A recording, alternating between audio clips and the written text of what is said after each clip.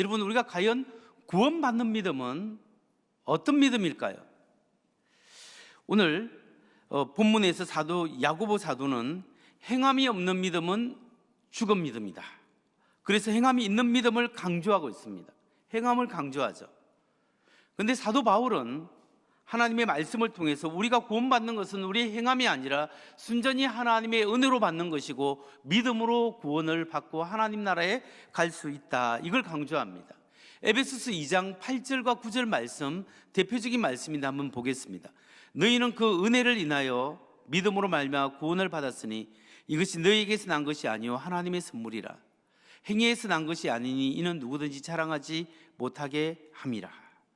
너희가 그 은혜로 인하여 믿음으로 구원을 받았나니 이것은 너희 행위에서 난 것이 아니니 누구든지 자랑하지 못하게 하려 합니다. 여러분, 오늘 사도 바울이 강조하는 것은 우리가 하나님 앞에 설 수 있는 것은 예수 그리스도의 십자가의 보혈을 믿는 믿음 때문에, 그분을 믿는 믿음 때문에 구원을 받는다, 믿음을 강조하고 있습니다. 근데 야고보 사도는 행함, 믿음만이 아니라 행함을 강조하고 있죠. 딜레마가 여기에 있습니다. 그런데 우리는 이 모순되어 보이는 이 딜레마 속에서 산 믿음은 무엇인가에 대한 진리를 발견할 수 있는 겁니다. 여러분, 우리가 성경을 자세히 보면 사도 바울의 가르침과 사도 야고보의 가르침이 모순이 아니라 각각 강조점이 다르다는 것을 알 수 있는 거예요. 사도 바울은 우리 그리스도인들이 회심 이전의 사건을 강조하고 있는 겁니다. 사도 야고보의 강조점은 회심 이후의 사건을 강조하는 거예요. 무슨 말이냐면 우리가 하나님 앞에 서고 구원받고 하나님 제사함을 받고 하나님 앞에 설 수 있는 것은 그 누구도 자기의 행위로 구원을 받을 수 없고 모든 사람들이 죄악의 강물로 떠밀려 내려가고 있기 때문에 하나님을 붙잡는 믿음으로 예수 그리스도의 십자가의 보혈의 국로를 붙잡고 하나님 앞에 용서함 받고 설 수 있는 거예요. 그렇기 때문에 우리가 하나님 앞에 죄의 용서함을 받는 것은 예수 그리스도의 십자가의 은혜 때문에 믿음으로만 구원을 받습니다. 그런데 이렇게 믿음 안으로 들어온 사람, 예수 믿고 하나님의 자녀가 된 사람은 이제 믿음 이후에 그 삶은 행함으로 그 믿음이 드러나야 된다는 거예요. 행함으로 그 믿음이 진짜라는 사실을 드러내어야 한다는 것을 강조하는 거죠. 그래서 유명한 신학자 드글라스 무라는 사람은 이렇게 정리해서 이야기합니다. 바울은 전통적으로 말하는 행위로서 구원을 얻는다는 것을 대항해서 싸웠다. 반면에 야고보는 예수님을 영접한 후에 행해야 할 것을 축소시키는 가벼운 신앙, 가짜 신앙에 대항해서 싸웠다. 사도 바울이 편지하면서 교회들의 문제가 뭐냐면 모든 시대의 사람들이 뭔가 자기의 행위로 공을 들이고 어떤 신께 나아가고 어떤 선한 일을 행하고 그걸 통하여 하나님께 나아가려고 하는 이 모든 행위는 하나님 앞에, 태양 앞에 촛불밖에 거기 밝기가 되지 않기 때문에 하나님 앞에 나아갈 수 없다라는 것을 이야기하면서 오직 하나님이 우리를 사랑해서 찾아오신 예수 그리스도의 십자가의 은혜가 아니면 안 된다는 것을 강조했습니다. 그래서 오직 믿음으로 구원을 받는다는 거예요. 그런데 사도 야고보는 믿음으로 구원을 받았던 사람들이 가짜 신앙을 가지고 입으로는 하나님을 믿고 신앙생활을 한다고 교회 와서 할렐루야 하지만 실제로 예수 그리스도를 그 구주로 믿지 못하고 그의 삶이 변화되지 못한 수많은 사람들이 너희의 신앙을 돌이켜보라, 그것은 가짜 신앙이다, 이걸 강조하고 있는 겁니다. 그렇기 때문에 여러분, 믿음으로 의롭게 된다, 믿음으로 말미암아 의로워진다라는 사실을 헬라어로 분석해 보면 두 가지 의미가 딱 드러납니다. 믿음으로 의롭다함을 받는다, 이 말을 헬라어로 보면 두 가지 의미인데 첫 번째 하나는 뭐냐면 법적인 의로움입니다. 죄인을 재판장이 의롭다 하고 인정을 해주는 것. 하나님 앞에 비록 우리는 말할 수 없는 죄인이지만 하나님의 사랑으로 예수 그리스도의 십자가의 은혜로 죄 없다고 이제 법정에서, 하나님의 법정에서 네가 비록 실질적으로는 죄를 짓고 마음속에 악함이 있지만 그러나 너는 하나님의 자녀로 용서함을 받았다, 너는 이제는 어려운 사람이다 라고 법적으로 인정해주는 법적인 용어로서 믿음으로 어렵다함, 이 하나가 나옵니다. 또 다른 하나는 실제로 어려움을 삶으로 증명하는 의미에서 믿음으로 어려워지는 겁니다. 어려움을 드러내서 어렵다고 인정함을 받는 어려움. 그러니까 우리가 믿음으로 어렵다라는 것은 나의 행위가 아니라 전적으로 하나님의 은혜입니다 라고 그 예수 그리스도를 믿는 믿음으로 어려워지는 거고, 또 하나는 우리의 삶을 통하여 이런 은혜를 받았기 때문에 그것이 삶을 통하여 어려움을 드러내는 것으로서 믿음으로 어려워진다는 것을 헬라어에서는 두 가지 의미로 그대로 하나로 이야기하고 있다는 거죠. 사도 야고보는 특히 아브라함의 믿음을 통하여 우리에게 믿음이 무엇인가, 살아있는 믿음이 무엇인가에 대해서 도전하고 있습니다. 야고보서 2장 21절로 23절 말씀을 봅니다. 우리 조상 아브라함이 그 아들 이삭을 제단에 바칠 때 행함으로 어렵다 하심을 받은 것이 아니냐. 내가 보거니와 믿음이 그의 행함과 함께 일하고 행함으로 믿음이 온전하게 되었느니라. 이에 성경이 이른바 아브라함이 하나님을 믿으니 이것을 옳로 여기셨다는 말씀이 이루어졌고 그는 하나님의 벗이라 칭함을 받았나니. 여기 23절을 다시 한번 보십시오. 이에 성경에 이른바 아브라함이 하나님을 믿으니 이것을 의로 여기셨다는 말씀이 이루어졌고 그는 하나님의 벗이라 칭함을 받았나니. 여기서 보면 아브라함이 하나님을 믿으니 이것을 의로 여기셨다, 이 말씀이 어디에 나와요? 야고보서에 지금 신약에 나오지만 이 말씀은 사실 창세기 15장 16절에서 나오는 말씀을 지금 야고보 사도가 인용하고 있는 겁니다. 창세기 15장에서 아브라함이 하나님을 믿으니 하나님이 이를 의로 여겨주셨다라고 말씀을 하고 있는 거예요. 그러니까 이 말씀 아브라함이 믿음으로 하나님 앞에 어렵다고 인정함을 받았는데 그 인정함을 받은 그 믿음이 어떤 믿음인가, 그 믿음이 진짜로 어떻게 증명을 되었는가, 그 증명은 자기 아들 이삭을 하나님께 바침으로써 그의 믿음이 진짜라는 사실을 증명하게 되었다는 거예요. 그래서 야고보 사도는 아브라함 믿음이 참된 것을 22절에서 이렇게 종합적으로 이야기하고 있습니다. 22장, 내가 보거니와 믿음이 그의 행함과 함께 일하고 행함으로 믿음이 온전하게 되었느니라. 내가 보거니와 믿음이 그 행함과 함께 일하고 행함으로 믿음이 온전하게 되었느니라. 여러분, 결국 이 말씀에서 야고보 사도가 지적하는 말씀이 무엇이겠습니까? 아브라함이 하나님을 믿으니 이를 의로 여기셨다라는 그 믿음이 어떤 믿음이에요? 창세기 22장에 가면 아브라함이 자기 독자 이삭을 하나님께 바치는 장면이 나옵니다. 왜 바칠까요? 하나님이 바치라고 하니까. 왜 하나님이 자기 아들 이삭을 제물로 바치라 할까요? 하나님은 도덕적인 하나님이에요. 하나님은 선하신 하나님이기 때문에 하나님은 전혀 인간을 하나님 앞에 제사로 제물로 바치라는 적이 없어요. 그건 그렇게 한다면 악한 하나님이죠. 그런데 왜 하나님이 너의 아들 이삭을 내게 바치라고 했냐면 아브라함의 믿음이 진짜 믿음인가 아닌가를 확인하시고 축복을 받을 수 있는 그릇인가 아닌가를 확인해서 축복을 주시기 위해서 하나님께서 아브라함에게 시험하시기 위해서 그의 믿음을 측정하기 위해서 이삭을 바치라는 거예요. 그래서 아브라함이 창세기 22장에서 실제로 바치려고 딱 하니까 하나님께서 벌써 그 마음을 보시고 멈춰라, 그를 죽여서는 안 된다 라고 하나님께서 그 믿음을 보시고 어렵다고 인정을 한 거예요. 그런데 이 아브라함의 믿음은 창세기 22장에서 인정함을 받았지만 실제로 그의 믿음이 원래 인정을 받은 적이 언제냐면 창세기 15장에 22장보다 약 30년 전의 이야기입니다. 30년 전 창세기 15장에서 아브라함이 하나님의 말씀을 믿으니 이를 의로 여겼다. 창세기 12장에서 본토 친척 아비 집을 떠나 내가 네게 지시할 땅으로 가라, 하란에서 가나안 땅으로 가라 해서 아브라함이 그렇게 순종했습니다. 그리고 내가 너의 자녀를 많이 주겠다, 너를 큰 민족을 이루겠다 축복을 했습니다. 그런데 아브라함이 믿음이 자꾸 흔들려서 조금 이렇게 할 때 하나님께 창세기 15장에서 하늘을 별을 보라, 바다의 물을 보라, 하늘을 보려보면서 너의 후손이 이렇게 많아질 것이다 하니까 아브라함이 아멘, 하나님 내가 이제 믿습니다 라고 하나님을 믿는다고 고백했습니다.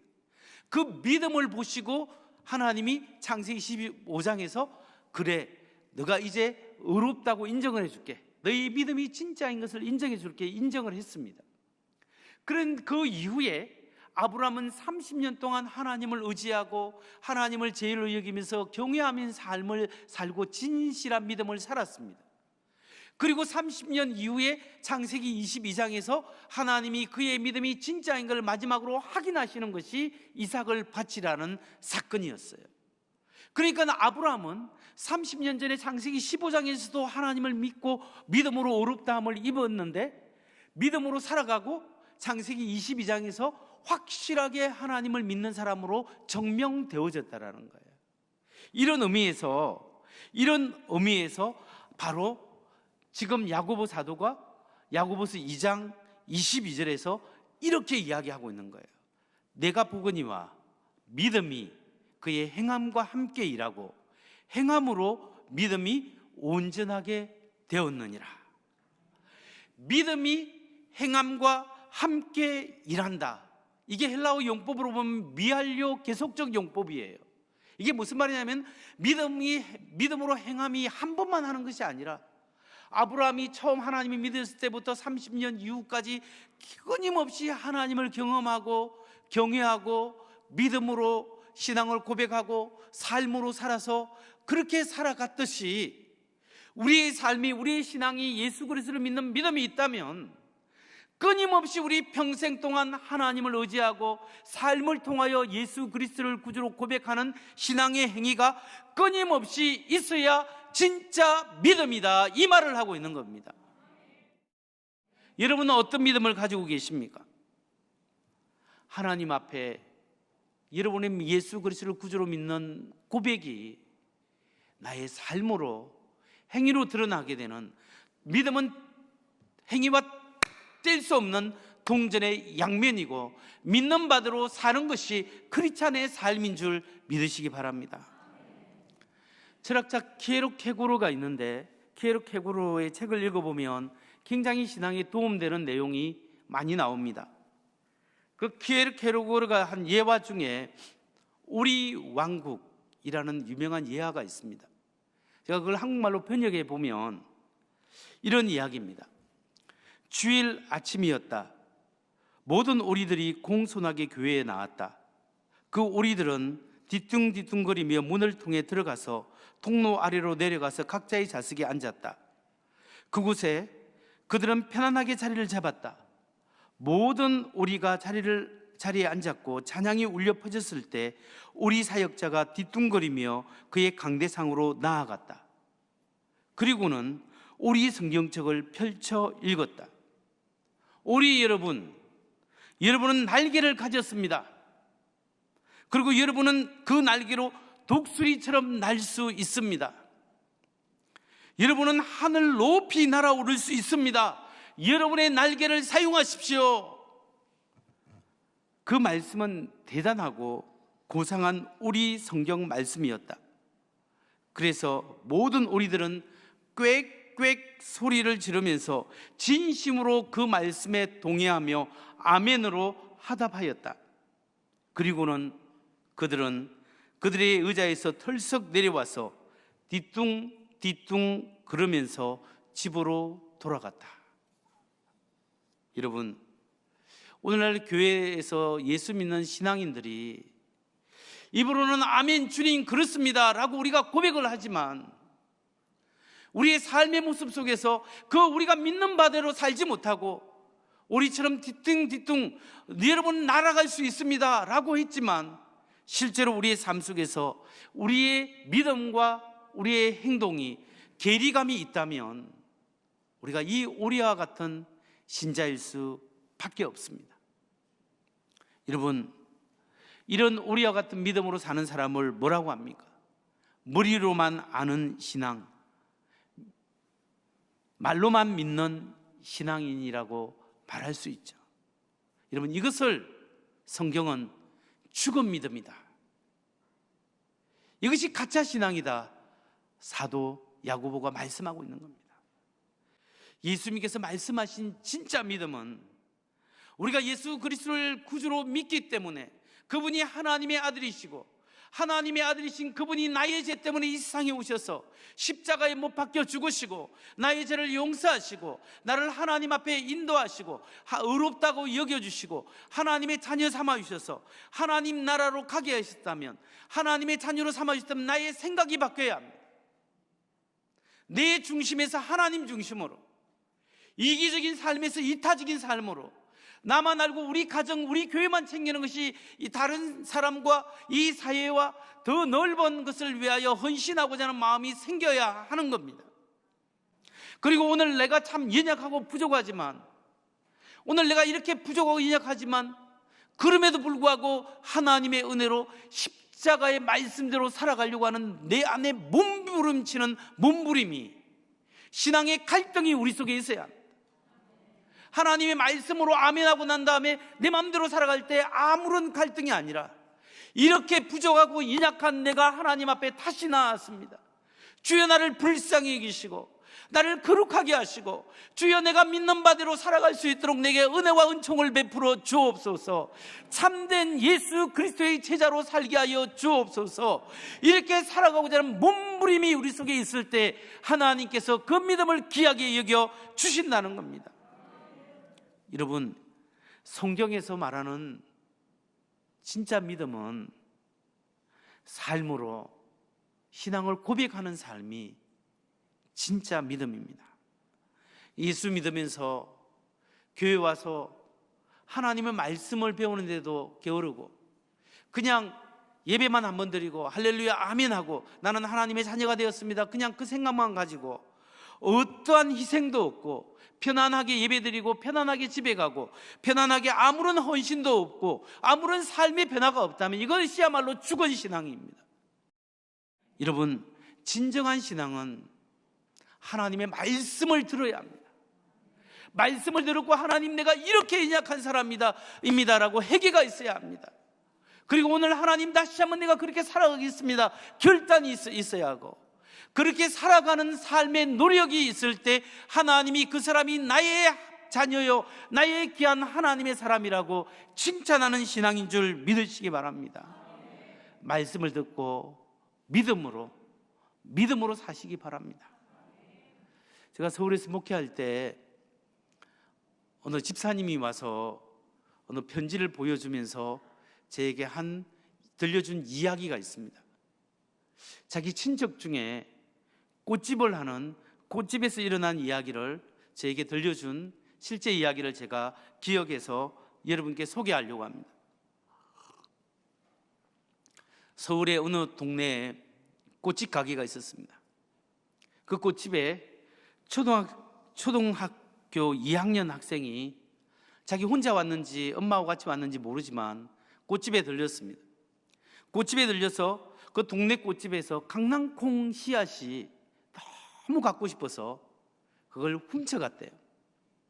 그걸 살짝 훔쳐갔는데 그 아이가 세월이 흐르면서 교회를 다니게 되었는데, 교회에서 하나님 말씀을 배우고 목사님 말씀을 자꾸 들으니까 양심에 찔리고 옛날에 강낭콩 훔쳐갔던 것이 자꾸 기억이 나고 그 집 앞을 지나갈 때마다 양심에 끄림지가 한 거예요.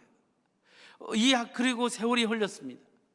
약 7년 정도 흘렀는데 어느 날 목사님이 말씀이 도둑질에 관해서 윤리적인 설교를 한 것 같습니다. 그 말씀에 은혜 받고 이 아이가 부담감을 느껴서 그 꽃집을 찾아갔고 돈 5만 원과 편지를 놓고 갔다고 합니다. 바로 그 편지를 그 꽃집 주인이 친척인 교회 다니는 이분에게 보여줬는데 그게 참 좋아서 저한테 가져와서 제가 그때 사진을 찍어 놓은 적이 있었습니다. 그 아이가 꽃집 아주머니에게 보내는 내용이 이렇습니다. 꽃집 아주머니께, 안녕하세요 아주머니, 저는 공공 누구입니다. 먼저 제가 죄송하다고 말하고 싶습니다. 죄송합니다.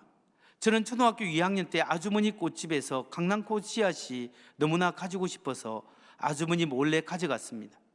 사실 이 말을 하기까지는 엄청난 용기와 돈이 필요했습니다. 지금은 7년이 지난 옛날 이야기라고 느껴질 수도 있습니다.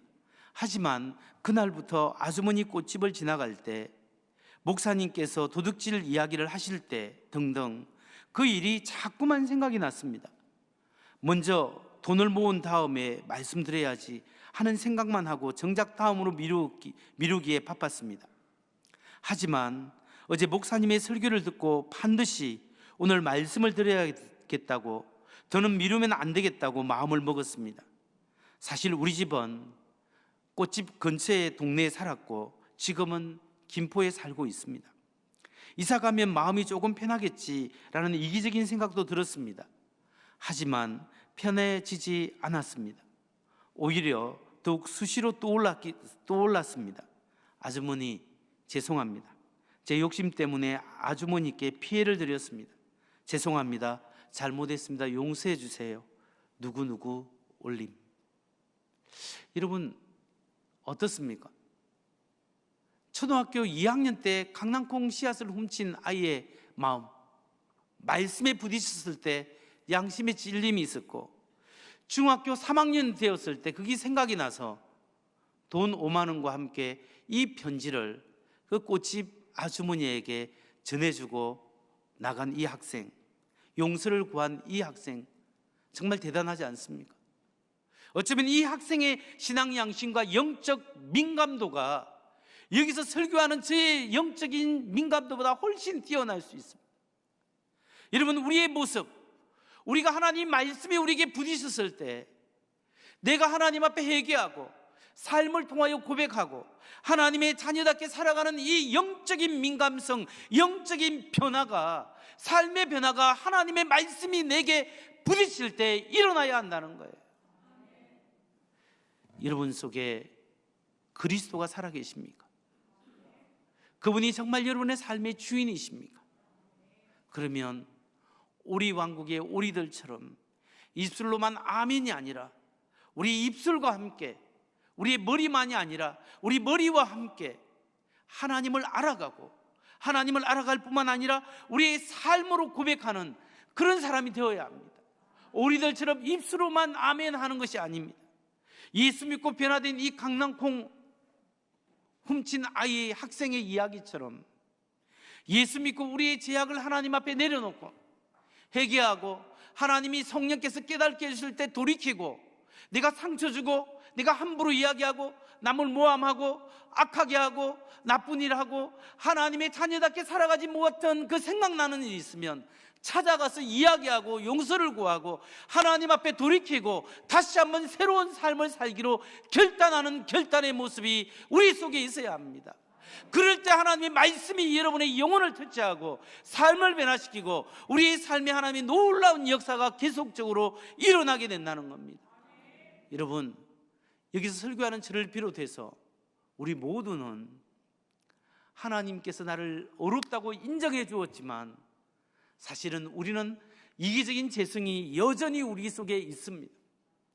그렇기 때문에 우리가 믿음으로 살아가려고 할 때 여러 가지 어려움이 있고 우리가 하나님 안에서 실험할 수밖에 없습니다. 나의 믿음과 나의 행위에 괴리감이 있기 때문에 언제나 우리는 갈등할 수밖에 없습니다. 하나님 앞에 이런 연약함을 인정하십시오. 하나님, 나는 이렇게 죄인입니다. 이렇게 연약한 사람입니다.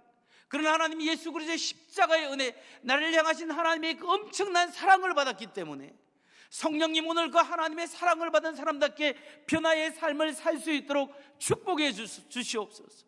내 안에 비록 갈등이 있고 어려움이 있지만 오늘도 실패하고 넘어지고 또 화내고 다른 사람에게 상처 주었지만 또다시 일어나서 회개하고 돌이켜서 또 좀 옛날보다는 조금 더 새롭게, 어제보다는 오늘이 오늘보다는 내일이 좀 더 주님 앞에 나아가고 헌신된 삶으로 드러나길 소원합니다. 주여, 이 부족한 사람을 도와주옵소서. 이 믿음으로 날마다 새로워지는 그 은혜가 여러분에게 있기를 주의 이름으로 축원합니다.